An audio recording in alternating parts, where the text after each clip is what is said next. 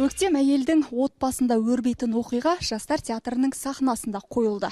Тұрмысқа шықпаған екі қызы бар жанұяның құпиялары мен армандары жайлы сыр шертетін спектакль Бернарда Альбаның үйі деп аталады. Текті отбасы етіп көрсетуге асыққан ана бес қызына қатаң тәртіп орнатады, ерлерге қылмысуға тыйым салады, бөтенді есіктен сығалатпайды. Дәулетті отбасы болмаса да көршілерінің сөзіне қалмауға тырысады. Әкенің өмірден өткені әулеттегі оқиғалардың өршуіне ықпал етті. Қаралы күн 8 жылға созылды.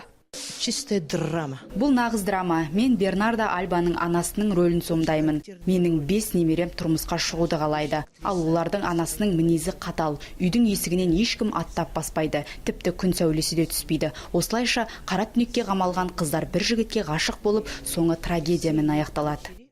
Ғасырдан астам тарихы бар театр сахнасында 7-ші ұрпақ өнер көрсетіп келеді. Өнер атадан балаға дарып, дәстүр жалғап мирас болып қалуда. Саха театрының репертуарында шамамен 100-ге жуық спектакль бар. Өнер ұжымы қойылымдарын үнемі жаңартып отырады.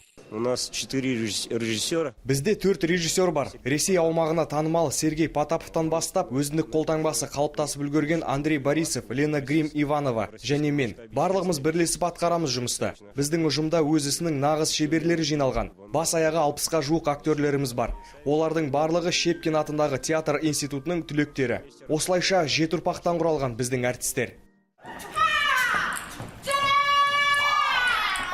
Гастрольдік сапар барысында якут және орыс драматургиясының классиктерінен бастап заманауи шетелдік драматургтердің таңдаулы шығармалары биік талғаммен сахналанды. Айта кетейік, Якутияның ұлттық театрына 110 жыл. Осыған орай театр әртістері ТМД елдеріне өз өнерлерін паш етуді көздеген болатын. Бішкектен бастау алған гастрольдік сапар Алматы, Астана қалаларында жалғасын тапты. Алда өнер ұжымы Татарстан мен Башқұрт елдеріне баруды жоспарлап отыр. Камила Мәулен, мәдениетке саяхат, Астана.